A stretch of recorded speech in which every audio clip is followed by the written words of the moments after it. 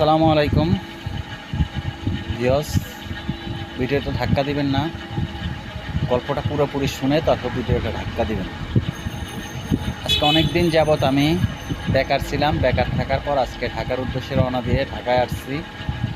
আসার পর দুপুরে লাঞ্চ করার জন্য আমি এক হোটেলে ঢুকলাম। ঢোকার পর সেখানে এক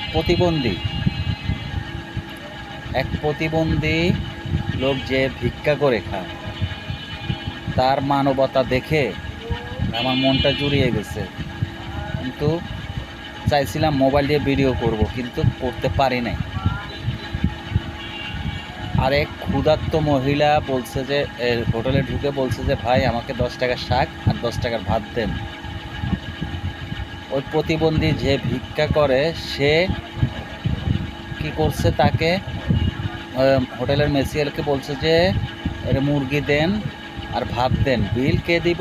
ওই প্রতিবন্ধী যে ভিক্ষা করে খায় সে। তার মানবতা দেখে আমার মনটা উদার হয়ে গেছে। আপনাদের ভিতরে সেরকম মানবতা আনেন। কথাটা যদি ভালো লাগে ভিডিওটা শেয়ার করিয়েন, আর যদি ভালো না লাগে শেয়ার করেন না। আর পেজটা ফলো দিয়ে পাশে থাকবেন। ধন্যবাদ। আসসালামু আলাইকুম।